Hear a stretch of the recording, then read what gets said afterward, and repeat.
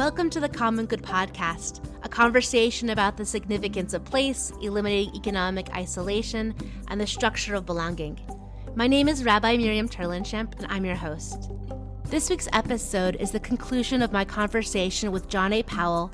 We are capable of developing new stories. We're not locked in those stories. We have histories, but we also have futures. We also have possibilities, and we have imagination. And I say we're born physically attached and spiritually attached to another person. Without that, we don't survive. And we may cut the umbilical cord, the physical attachment at some level, but we should never cut the spiritual cord. And Reverend Ben McBride. I do think it's real work to figure out how to actually write a new story that has more characters and a greater alphabet than the trauma that we brought to the initial writing sequence. I'm still working on how to talk about myself in the world in a way that's not rooted in the trauma of my ancestors being taken and brought from Africa to North America. But I think it's the work that we must be on so that the world we shape does not just continue to be a caricature for the world we inherited. We pick up the conversation talking about the importance of building a bigger table. Let's stay with this bigger table. I love thinking about it.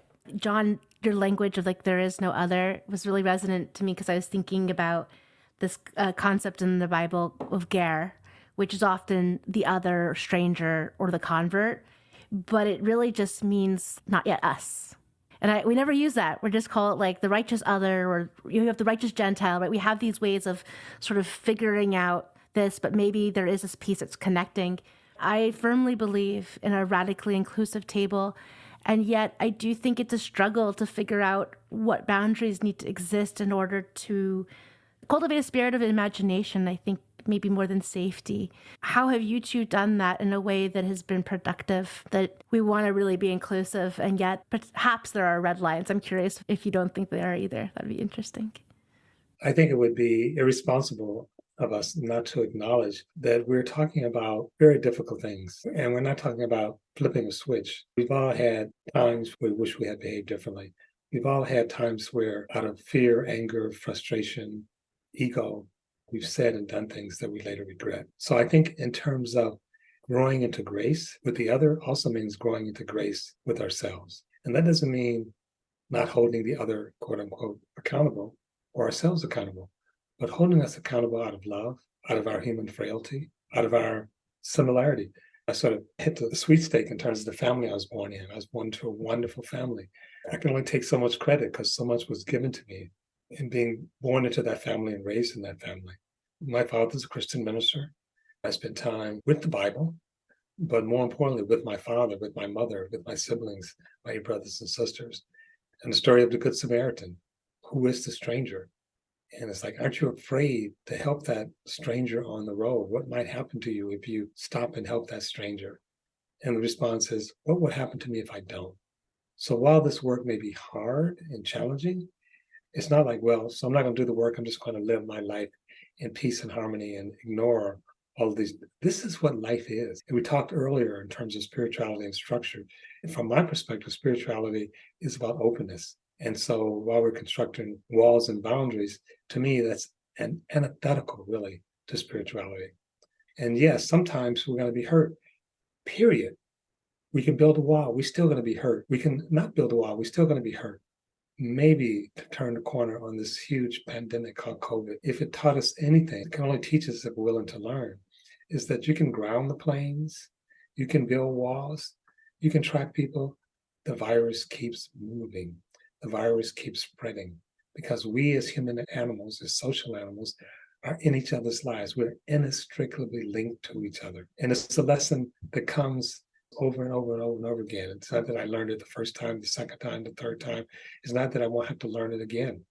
But each time that I embrace that lesson, I feel like I grow, I become more grounded, I become, in a sense, less afraid.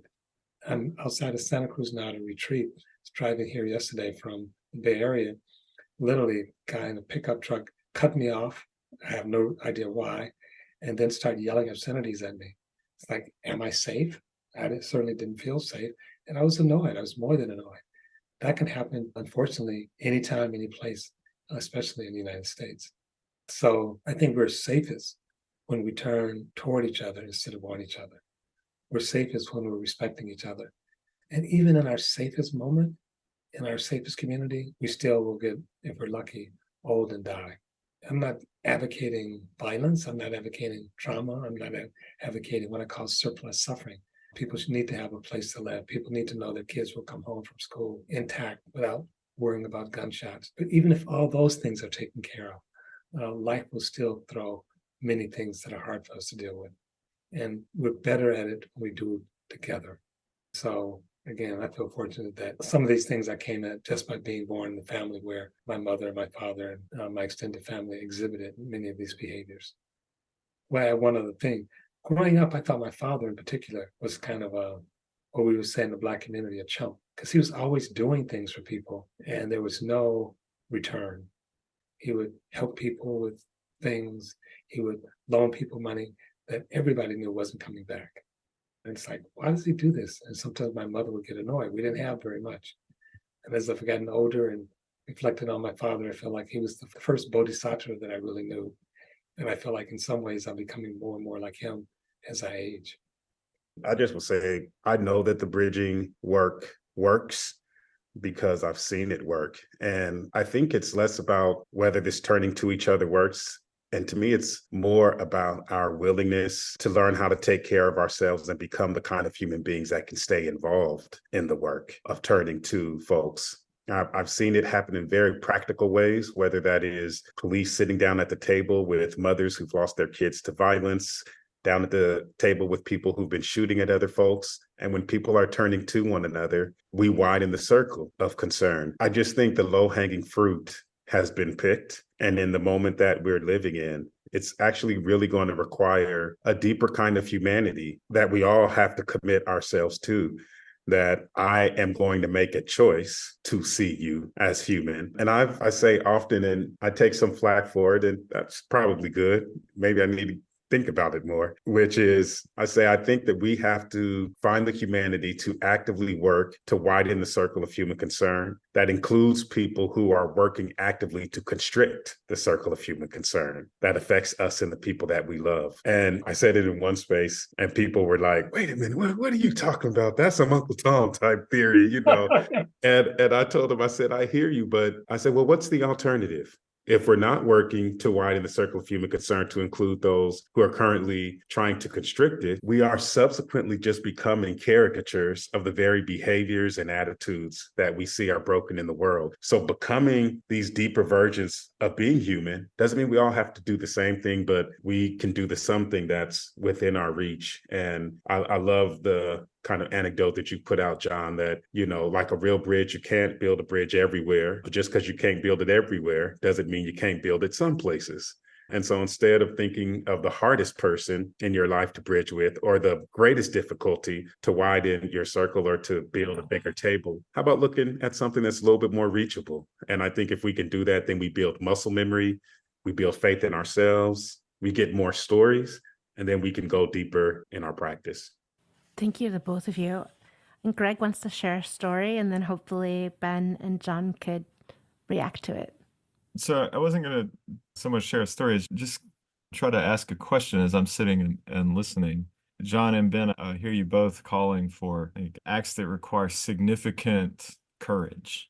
And this is brave work. And you've spoken a lot about the personal discipline that it takes in this kind of bridge building work. I'm also thinking about the necessity of that to happen at a structural level. I'm wondering if you could maybe just talk a little bit about that. Like, is having a handful of people who are willing to make the sort of risks that you're talking about, does that get us to the structural places that are necessary? Do we need some further structures or systems that can help us to do the brave kind of work that you're talking about? Great question. We need to attend to structures. Structures are really ways of habituating things, so at a deep collective level. So you get on the freeway, you drive, you don't think, well, I'm going to Ben's house. I'm going to cross this field and go under this bridge. And I think it's over here. Let me get out my compass. You get on the street and you just follow the structure. The structure, in a sense, is a way to collectively habituate certain norms and activities. And structures take on a life of their own. They're not the same as people. and they almost always carry values with them. And so part of it is to be aware of the work the structure is doing, whether we intend for it to be doing that or not. So a concrete example, we in California are suffering from a huge housing crisis, both lack of housing, lack of affordable housing, as well as housing that is deeply segregated by opportunity. So some houses have no supermarket within striking distance, no cleaners. Some houses have no public transportation. Some houses have no parks. Those are all structural. So I live in a place where relatively close to public transportation and across the street from a park. That's not something that I made myself. So my point is that if we're going to make structures work for us, and I say be hard on structures and soft on people, we're going to make structures work for us. We have to look at the work they're doing. So one of the things we did is look at zoning. In many areas in the country, although this is changing and it's not a complete solution, are zoned for single family houses. The cost of single family houses in a place like the Bay Area or Seattle or New York is prohibitive, which means if you can only build single family houses, you're not going to build affordable housing for the most part. That's a structural thing. So we have zoned housing to be economically and by association racially segregated, even though we say we should have inclusive housing and racially integrated housing. The structure is doing the work to keep us apart. And Miriam talked about not knowing a neighbor. Well, we've structured our society so that our neighbor is more likely to look like us, more likely to be like us in important ways, including politically. That's the work that structures are doing. So to answer your question more directly, yes, we need to pay attention to structures, and we don't naturally get there. In fact, there's one colleague at Berkeley who since passed away who says we are methodological individualists. We see everything at the individual level. We don't see things at the collective or structural level. We talk about, in the context of race, being colorblind, which we're not, and can't be because of the way the unconscious works, but really we're largely structurally blind. We don't see what structures are doing, and they're doing a lot. So the efficiency of racial segregation could not happen without the structural interventions. It couldn't happen simply on a one-on-one basis. So we need to sort of do an inventory, an assessment, not only of what our structures are doing to undermine our coming together, but what we can affirmatively do in terms of creating structures that bring us together. How do we affirmatively organize structures to promote the outcomes we want? And again, I've used an example earlier. The military has done that a lot. Now, we're not, civil society is not the military, but they've said, how do we design our structures so people have an experience of each other as human beings?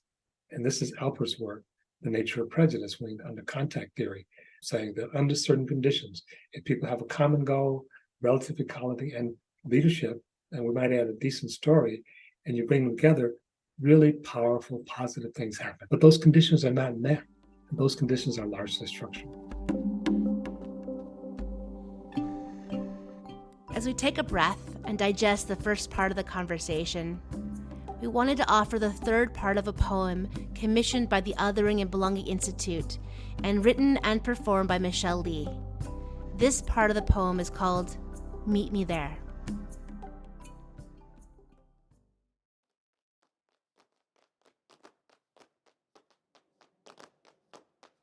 We be a story. We be a story of love so brave it braids a bridge across currents of shame and silence. We be a story of love so brave it braids a bridge over trouble, transforms pipelines of raw oil into acres of wild alkali and birds of paradise. Meet me there. In the city, where we've cleansed the sky of stories that says we're better off divided. Walk me there. To the sanctuary where we disrupt the mythical parable that promises safety in our separateness, where we pray in all the ways humans have ever prayed for justice and joy, for stories of solidarity, for freedom, for freedom. I'll walk you there. I'll walk you there. Past the cipher, the hoops, where the bridge bends into a circle, there where there is no first and no last, no end and no beginning, on the middle of the bridge, where we've forgiven each other's hopes that our past could have been any different, where we stay when we rather look away, when we honor each other's rage. In fact, we carry it on our journeys like pearls of great price, where the peacemakers, the healers, the restorers, the storytellers, the lovers are at last at the center of all things beautiful to us. Here we give thanks. Here we give thanks for the breaking that brought out the human and the hyphen, the heaven and the other. How will we know when we've arrived? We'll know by the sound of hammers and collapsing guns. We'll know when the hidden meaning of tears have no reason to run. We'll know when the most beautiful words in the human language can stand untranslated. We'll feel the sheen of sweat and our delirious hearts breaking down borders and bridging a way through. We'll redesign the aisles made to divide us. We'll move as flesh moves with bone. We'll speak as teeth speak with tongue. And we won't withhold our neighbor from the pain of growth, nor will we withhold hope.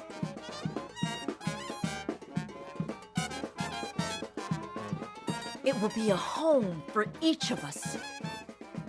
Once broken, at last, now whole.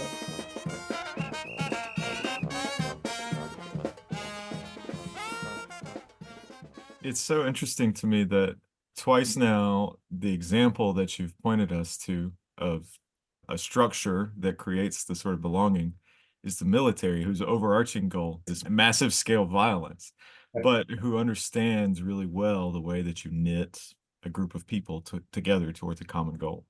To some extent, I use that example deliberately because I think we can't be purists. We have to, as Ben was saying, bring people together.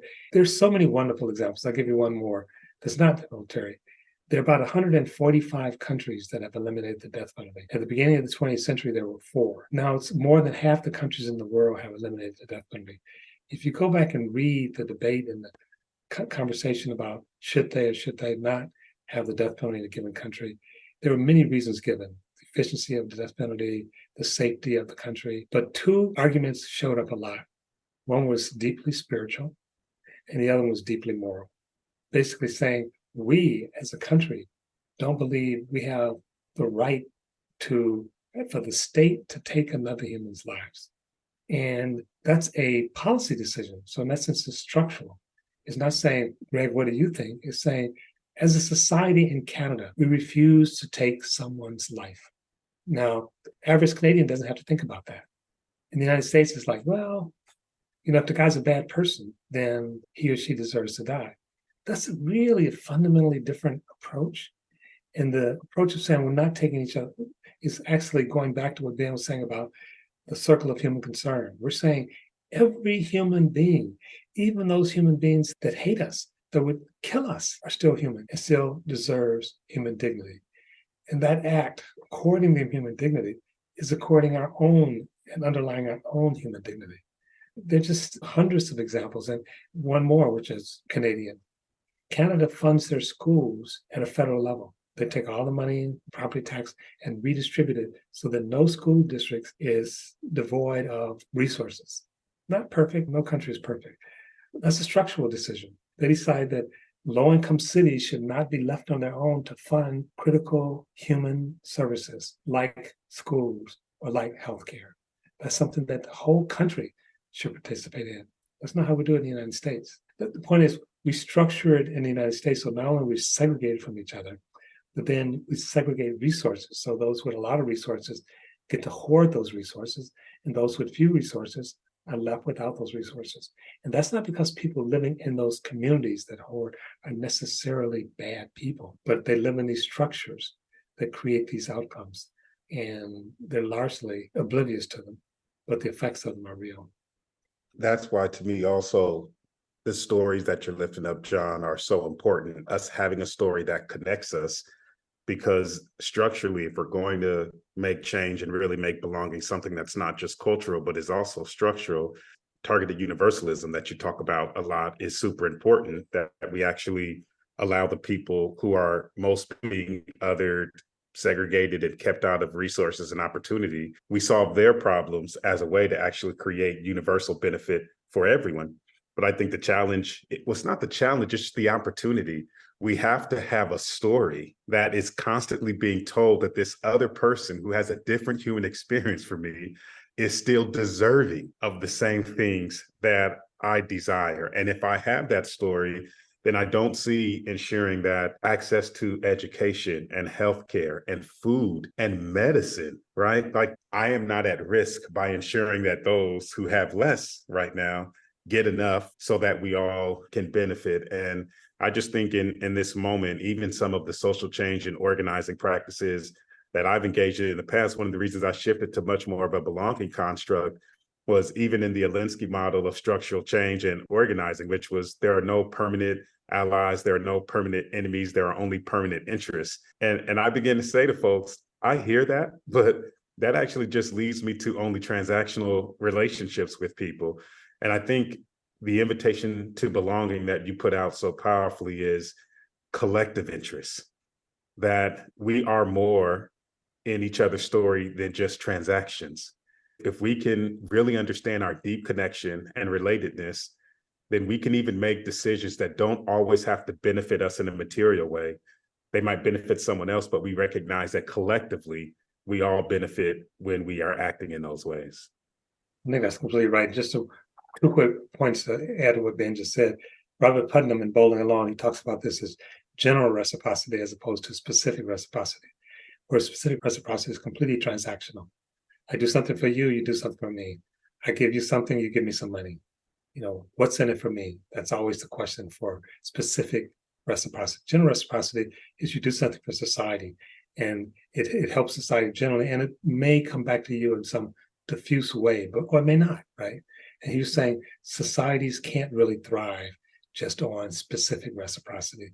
Societies can't really be healthy just through transactions. And our society is sort of deeply steeped in transaction. What's in it for me? And belonging takes us beyond that. And there's a book called Spirit Level, and it talks about inequality. And the gist of it is that at a certain point, the more inequality is, the overall health of society, including those who at the quote unquote top of the pyramid, start to deteriorate. That is, that extreme inequality actually depress the health outcomes for the entire society, especially those at the lower end of the economic spectrum, but even those at the top of the spectrum. The system is not working, right? The healthcare system. So you can have money and you can sort of opt out, but only sort of. But if you think of the social determinants of health, you can't opt out of road rage on the freeway. You can't opt out of people being rude. You can't opt out of going to a movie worried about someone having a gun. You don't opt out of the entire society. The things that causes us collective stress is still in the mix. And this goes back, Marianne, to what you were asking about earlier. We try to build safe compounds. We build gated communities. We imprison ourselves to try to be safe because we know society is not safe. And when you look at safety, different nations, I think the United States is 147 out of about 200. 147, one of the richest. If you look at health, look at life expectancy, all the money and resources we spend does not produce the outcome that we think it will. And part of it is that we're trying to make individual interventions to collective problems. It simply doesn't work. I'm sure that everyone listening probably feels something that I feel in this moment, in some kind of collective spark, spiritual way, that it feels like a vision for another world. And I know that I've been hitting hard on the tropes of religion today, but it's evocative of this moment of, I don't think that any prophet really speaks in his or her time in a way that actually can be heard, that we only sort of see the results of that prophecy much later when it doesn't feel as antagonistic. There's a truth to the story of the prophecy. And so I'm wondering if I can turn to the two of you and ask sort of the same questions that Moses might have asked, that if you see your own prophecy, the work that you're doing in this world around belonging and reimagining society and the collective, that if you were to visit your classroom a couple hundred years from now, is there something that you would hope to be seeing in your work that is being lived out in a full way? Tell me a little about your promised land. Wow, what a question. It's such a beautiful question. You ask such beautiful deep, thoughtful questions. This is something I got to go write about because it actually fuels me. It makes me a little emotional in the moment to think about it. What is my promised land? I think if I were to go into the future, I'd want to see people using the lessons that we've learned and are learning to resolve the current conflicts of their day. The promised land for me is not a day without conflicts. I feel like as long as you have human beings, there will be conflicts. It's a part of who we are. But I'd love to see them engaging those conflicts without so much violence. And I'd love to see the spirited wrestling of ideas to widen that circle, but in ways that were rooted in love over fear. Ben, I just want to lift up, the wisdom that you share in terms of, I talk about people trying to get away from fear, trying to get away from suffering. Understandably, none of us wants to suffer. But on the other hand, I distinguish what I call surplus suffering. All of us are going to die, but not all of us will be hungry in the streets at night. I'll be in a warm bed tonight. So there's surplus suffering. And so I don't want to glorify suffering. It's here. But I do think if we run away from it and try to create complete safety, that become demonic in and of itself. Similarly, I think with conflict, I'm going to Ireland shortly to talk about violent conflict around the world, some UN and nation states. So there's more conflict than needs to be.